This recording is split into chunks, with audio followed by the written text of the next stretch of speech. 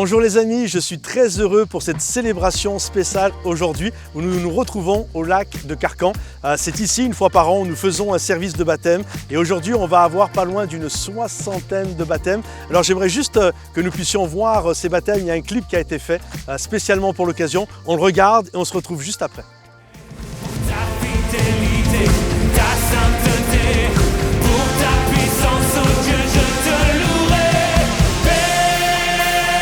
Bénis l'Éternel, oh mon âme. Bénis l'Éternel, oh mon âme. Bénis l'Éternel, oh mon âme.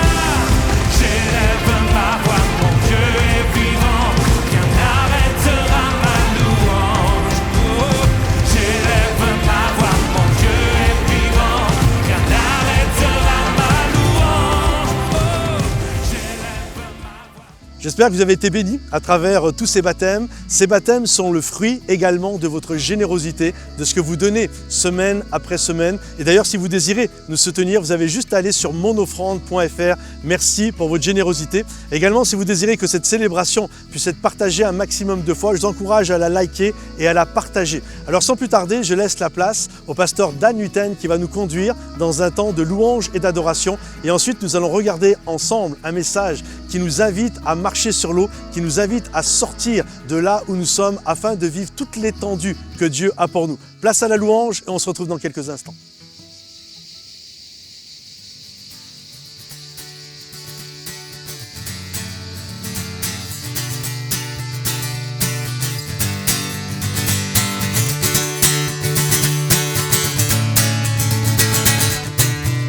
Amour parfait, tu t'es donné à la croix pour tout effacer de mes péchés.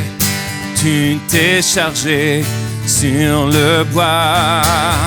C'est par ta grâce seule que je suis pardonné. C'est par ta grâce seule que tu m'as racheté. Oh, oh, oh. Merci pour la croix, ton amour pour moi. Oh, oh, oh. Ta grâce ne faillit pas.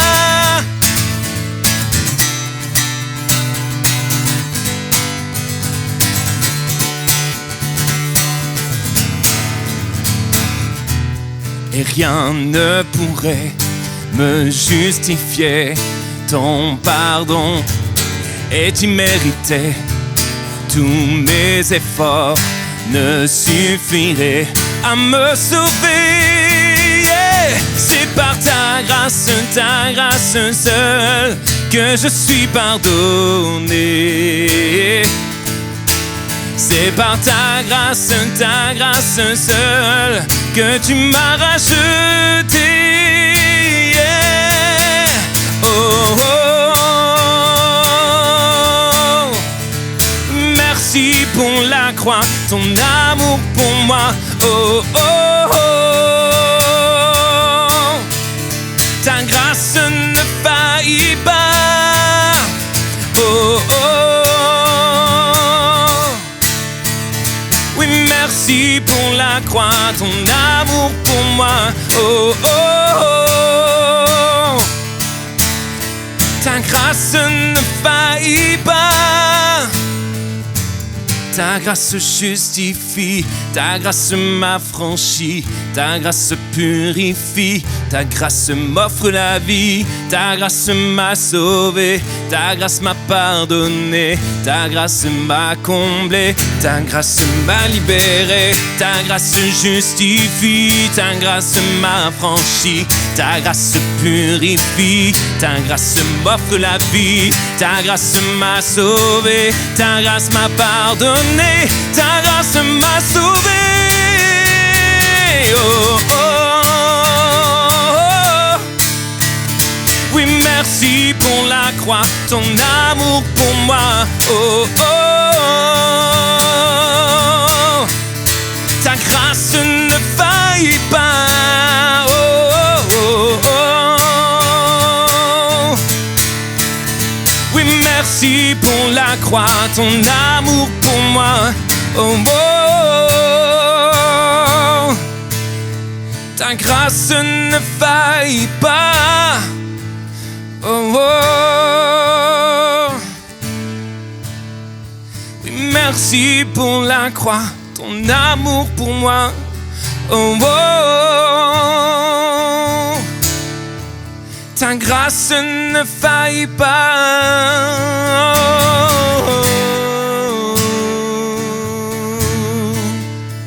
Merci Jésus, merci pour la croix. Merci pour ta grâce, Seigneur. Oh, tu me donnes la vie. Seigneur, merci pour la croix. Merci parce que tu es allé jusqu'au bout. Merci parce que tu as tout accompli, Seigneur. Toi, le roi de l'univers. Toi, le trésor des cieux. Celui qui a fondé la terre. Seigneur, tu es merveilleux, tu es glorieux, tu es élevé, Seigneur Jésus. Alléluia. Et tu as fait l'univers, les astres et les étoiles. Tu as fondé la terre. Dieu, tu es sans égal. Tu avais décidé d'appeler la lumière. À ta voix s'élever la vie de la poussière. Tu es glorieux.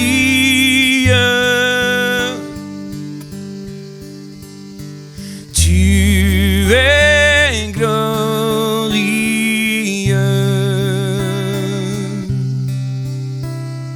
Tu as imaginé les vallées, les déserts. C'est toi qui as formé les montagnes et les mers. Tu as tant désiré accueillir nos prières que pour nous adopter, tu t'es fait notre Père. Tu es glorieux.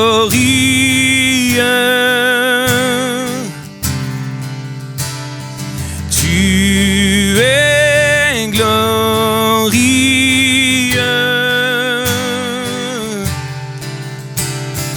Tu es glorieux.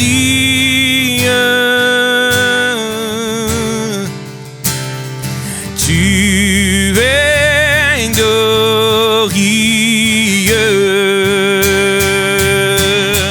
Dieu, ta fidélité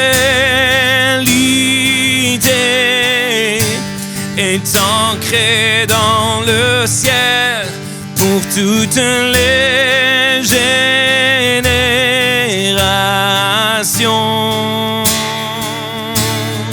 Ton infinie bonté pour nous est éternelle. Roi des cieux, tu es glorieux.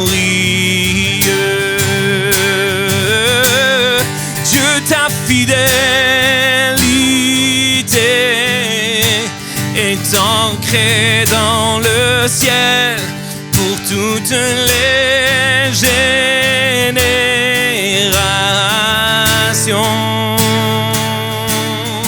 Ton infinie bonté pour nous est éternelle.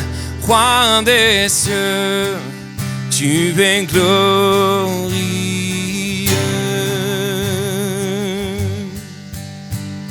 Oui, tu es glorieux.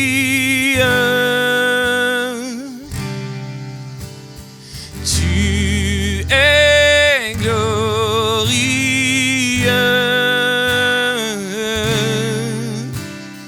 Tu es glorieux,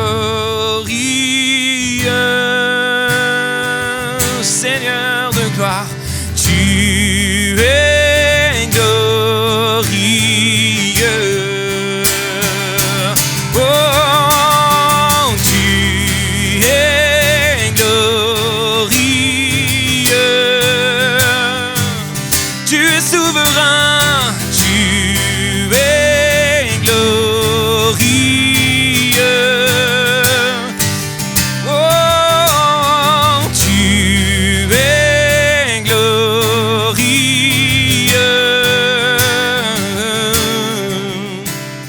Tu es glorieux. Alléluia. Alléluia.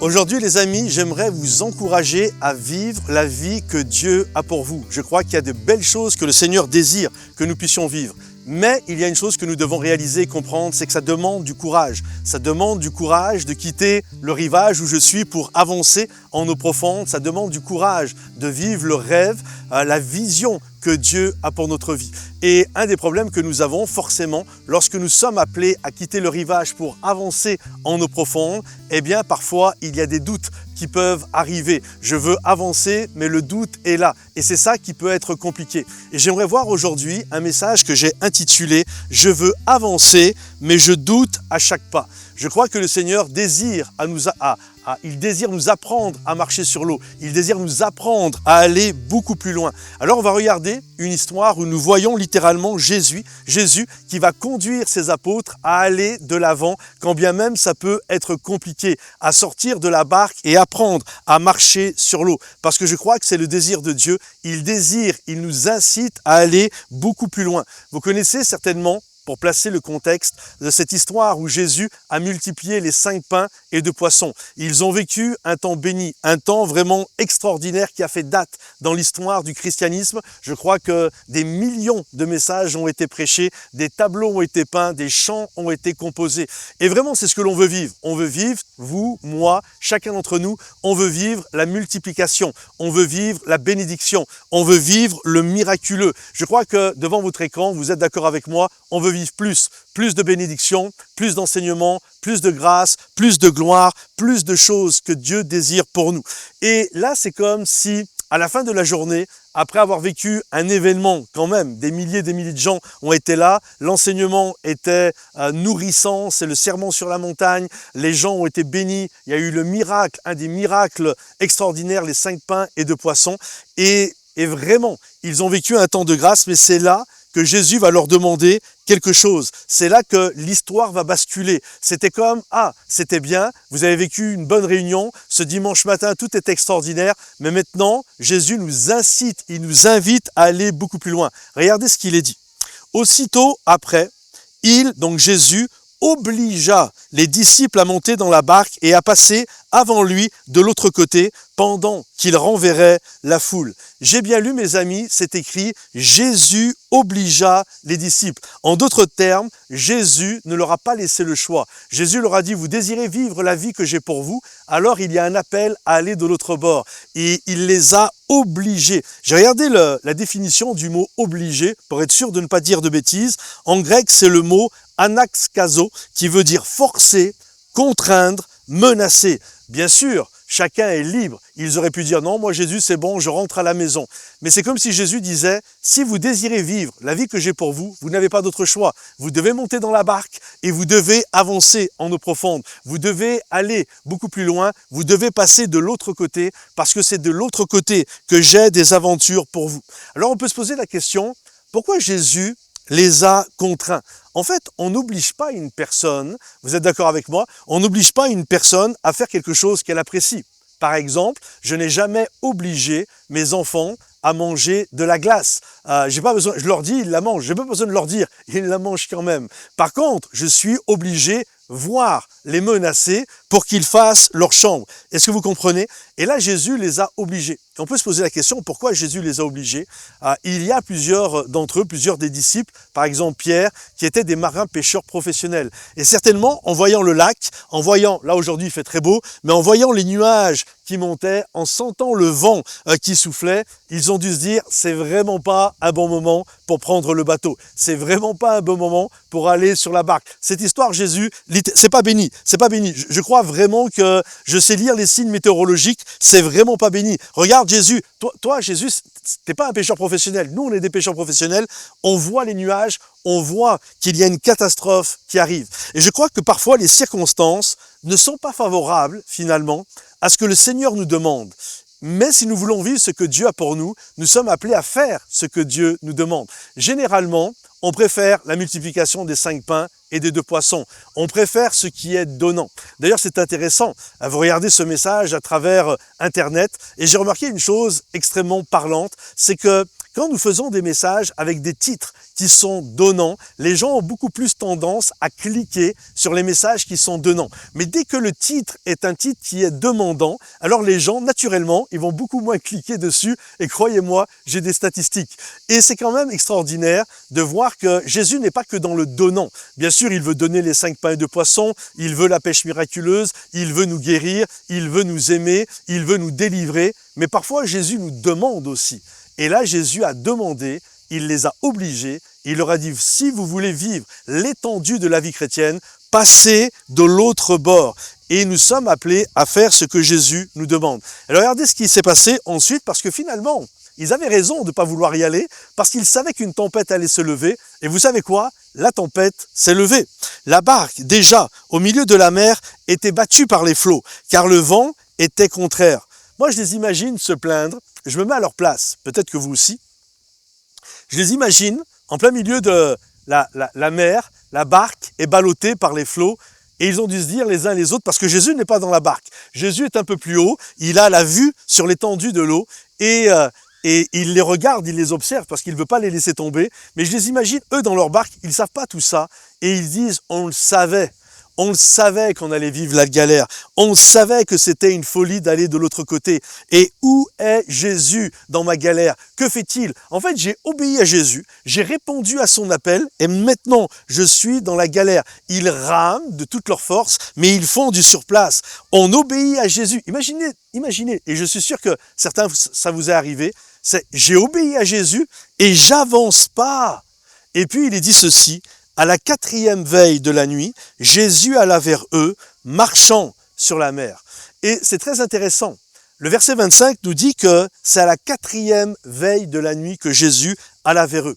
Et je crois qu'il est toujours trop tôt pour abandonner. On doit savoir que dans la pensée hébraïque de cette époque-là, la nuit était composée en 4 veilles. Jésus n'a pas été à la 2e veille, il n'a pas été à la 3e veille, non, il a attendu le dernier moment. En fait, Jésus n'est jamais en avance, mais il est jamais en retard non plus. Et c'est comme s'il a attendu finalement le bout du bout avant d'arriver. Et je ne sais pas où tu en es toi aujourd'hui, peut-être tu es au début, garde courage, ça va bien se passer. Peut-être tu es à la 2e, à la 3e, et tu ne sais pas ce que Jésus fait, mais Jésus est en haut, il a les yeux fixés sur toi, et il sait. Et la Bible nous dit qu'à la 4e veille de la nuit, il est arrivé pour les secourir. Je crois qu'il est toujours beaucoup trop tôt, finalement, pour abandonner. On n'a jamais vu quelqu'un réussir à abandonner. On n'a jamais vu quelqu'un gravir une montagne, abandonner. Je crois que tout le point commun de tous ceux qui ont réussi à gravir une montagne, c'est qu'ils n'ont pas abandonné. Peu importe leur âge, peu importe la couleur de la peau, peu importe leurs conditions sociales, la chose qu'ils ont tous en commun, ils ont persévéré, ils ont fait preuve de pugnacité et ils ont continué d'avancer. Et là, c'était la 4e veille de la nuit et Jésus arrive vers eux en marchant sur l'eau. Regardez ce qu'il est dit. Quand les disciples le virent marcher sur la mer, ils furent troublés et dirent « c'est un fantôme !» Et dans leur frayeur, ils poussèrent des cris. En fait, Jésus est venu confronter leur certitude. Pour eux, littéralement, c'était impossible qu'une personne marche sur l'eau.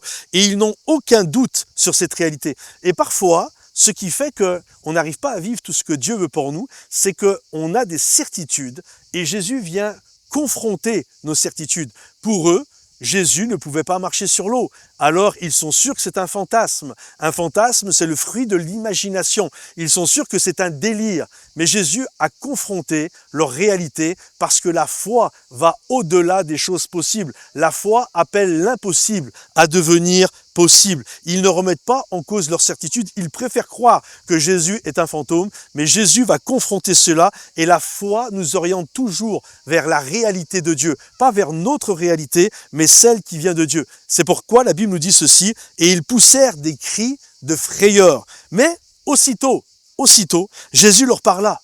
Et il va leur dire, courage, leur dit-il, c'est moi, n'ayez pas peur. Jésus prit alors la parole, Pierre prit alors la parole et dit, Seigneur, si c'est bien toi, ordonne que j'aille vers toi sur l'eau. Et Jésus va lui dire ceci, viens Pierre, sors de la barque. Et Pierre sortit de la barque et se mit à marcher sur l'eau pour aller à Jésus. Jésus, quand il remarqua la violence du vent, Pierre, quand il remarqua la violence du vent, il prit peur. Il commença à s'enfoncer dans l'eau et s'écria « Seigneur, sauve-moi ». En fait, Pierre sait que quelle que soit l'obscurité de la nuit dans laquelle il est, quelle que soit la hauteur des vagues, Pierre avait compris qu'il est plus sûr de sortir de la barque pour aller vers Jésus, quand bien même c'est hors de ma zone de confort, c'est hors de ma barque, que rester dans une barque sans Jésus. Et nous, parfois, on est là, on préfère la sécurité de ce que nous connaissons, même si finalement, ça génère de la frayeur, même si finalement, nous n'arrivons pas à avancer. Et Pierre a compris ça. Les 11 sont restés dans la barque. Mais Pierre s'est dit, je préfère aller en dehors de la barque et d'aller vers Jésus, même si c'est compliqué, plutôt que de rester dans une barque sans Jésus. Je peux entendre des disciples. Alors que Pierre est sur le point de passer de l'autre côté. Tous ceux qui sont dans la barque à côté de lui ont dû lui dire « Non, Pierre, n'y va pas.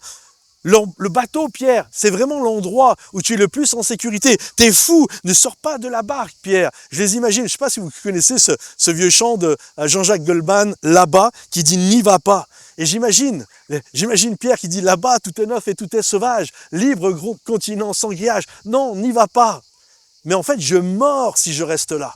Il y a un appel à sortir, il y a un appel à aller de l'avant, il y a un appel à vivre quand bien même j'ai peur, quand bien même j'ai des doutes. Et on l'a lu, il va même couler. Donc il a eu des doutes. Mais même si tu as des doutes, il y a un appel à avancer. Les règles de la normalité te disent reste dans le bateau. Mais la foi te dit avance en eau profonde. Vous savez, j'ai eu, à un moment donné, j'aimais bien essayer de faire des bonsaïs. Alors, j'ai pas la main verte, je suis pas doué.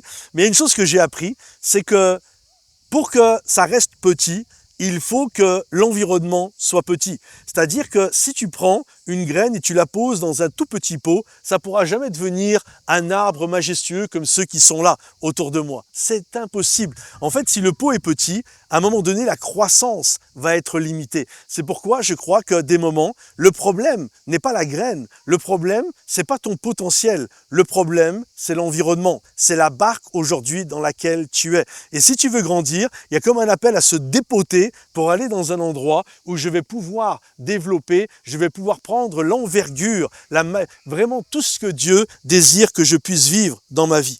Pourquoi les 11 autres, et c'est ça, cette question elle est intéressante également, pourquoi les 11 autres finalement sont restés dans la barque? En fait, il y a deux raisons. La première raison, elle est simple à comprendre, ils ont peur. J'ai peur, tu vois, j'ai peur de l'eau. Et la deuxième raison, et je pense qu'elle est facile aussi à comprendre, c'est qu'ils se sont dit, je suis au milieu de la mer, il y a des vagues qui ballottent de tous les côtés, c'est terrible et moi j'ai la chance d'avoir un bateau. Alors je reste dans mon bateau, c'est aussi simple que ça. Et la pensée est la suivante, nous restons toujours dans les choses dans lesquelles nous avons foi, dans les choses dans lesquelles nous plaçons notre confiance littéralement. Et j'aimerais vous poser cette question aujourd'hui. Quel est votre bateau qui vous empêche de marcher sur l'eau? En fait, votre bateau, c'est tout ce qui représente la sécurité en dehors de Dieu.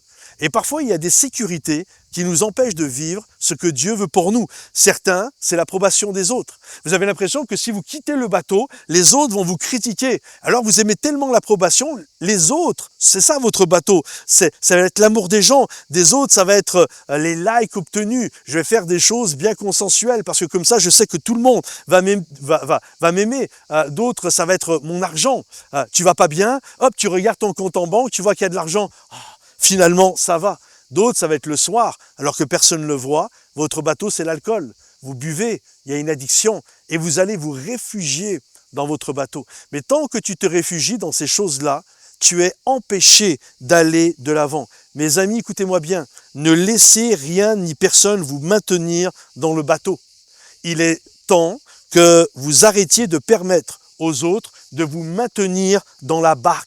Il est temps d'arrêter cela et il est temps de quitter la barque et d'avancer dans les eaux que Dieu désire que vous puissiez aller, d'aller dans l'inconnu, d'aller là où votre foi est étirée. Parce que je crois que Jésus est plus grand que votre peur. D'ailleurs, la chose qui est intéressante, qu'est-ce qui faisait peur? Pourquoi les disciples, finalement, avaient peur? C'est simple, ils avaient peur de l'eau, ils avaient peur de ces vagues, ils avaient peur d'être renversés et ils avaient peur d'être noyés. Maintenant, voici une autre question. Sur quoi Jésus marchait? Jésus marchait sur l'eau. En d'autres termes, Jésus marchait sur ce qui leur faisait peur. Et quel que soit l'apport que tu as aujourd'hui, j'aimerais t'encourager, mon ami, en te disant, Jésus va marcher sur tes peurs. Jésus est le roi des rois, il est le Seigneur des seigneurs, et quelles que soient les choses qui t'inquiètent et qui te font peur, Jésus a la capacité de marcher dessus, et non seulement de marcher dessus, mais comme il l'a fait pour Pierre, il peut te dire, sors de la barque et viens marcher avec moi. Viens marcher aujourd'hui sur ce qui te fait peur. Jésus te donne l'autorité de marcher sur tes peurs et sur tes inquiétudes. On doit aussi comprendre ceci, et je crois que c'est important pour vivre l'étendue de ce que Jésus veut pour nous, c'est que Jésus ne les a pas envoyés dans la tempête pour les faire mourir, pour les noyer. Quand Jésus t'appelle à venir le rejoindre, le but n'est jamais de te tuer.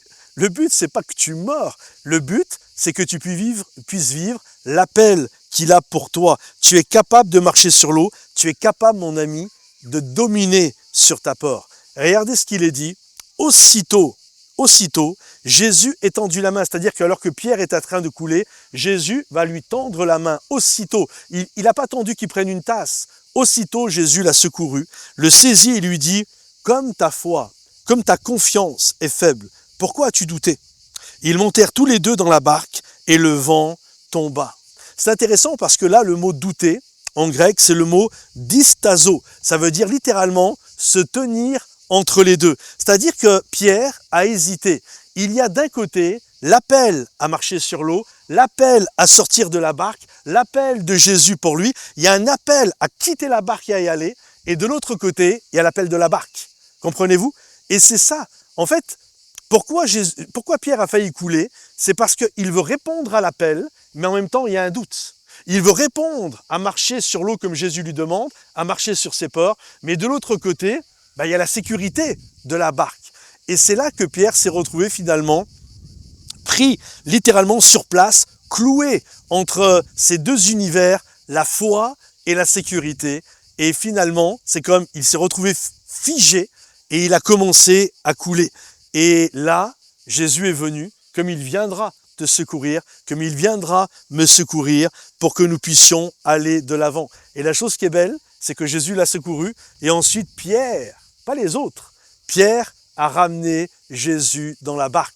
Pierre a ramené Jésus pour tout le monde. Ou alors Jésus l'a ramené, mais en tout cas, la scène d'après, c'est Jésus est dans la barque, Jésus est avec ses disciples. Et je crois qu'il y a un appel, et je finirai avec ça, et on va reprendre ce chant avec Dan, qui s'appelle Océan, et qui nous invite à aller, à dire « Seigneur, conduis-moi où ma foi est éprouvée. Conduis-moi, Seigneur mon Dieu, sur les eaux. Oui, je veux marcher, je veux aller là où tu m'appelles. » Et quand bien même ça peut être compliqué, il y a un appel à aller de l'avant, il y a un appel à marcher, il y a un appel à étirer notre foi, il y a un appel à marcher sur les eaux. Alors juste, je laisse la place à Dan, et là où tu es, commence à faire cette prière, ce chant, comme une déclaration de foi et une prière envers ton Dieu.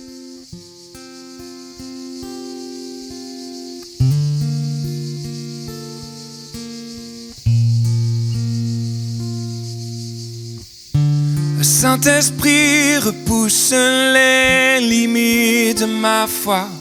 Apprends-moi à marcher sur l'eau, peu importe où tu m'appelles. Conduis-moi plus loin que je n'oserais m'avancer, et ma foi sera fortifiée par la présence de mon Sauveur. Saint-Esprit, repousse les limites de ma foi. Apprends-moi à marcher sur l'eau, peu importe où tu m'appelles. Conduis-moi plus loin que je n'oserais m'avancer, et ma foi sera fortifiée dans la présence de mon Sauveur. Saint-Esprit, repousse les limites de ma foi.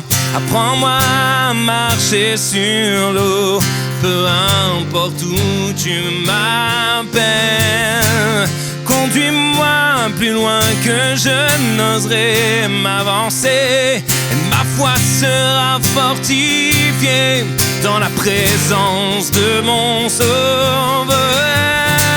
Saint-Esprit, repousse les limites de ma foi. Apprends-moi à marcher sur l'eau, peu importe où tu m'appelles. Conduis-moi plus loin que je n'oserais m'avancer, et ma foi sera fortifiée dans la présence de mon Sauveur.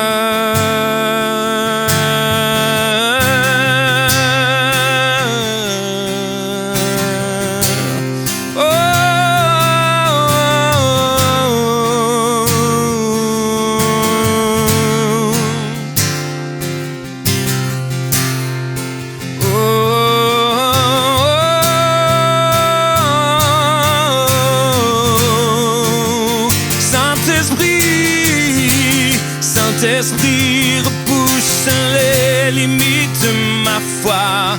Apprends-moi à marcher sur l'eau, peu importe où tu m'appelles. Conduis-moi plus loin que je n'oserais m'avancer, et ma foi sera fortifiée dans la présence de mon Sauveur.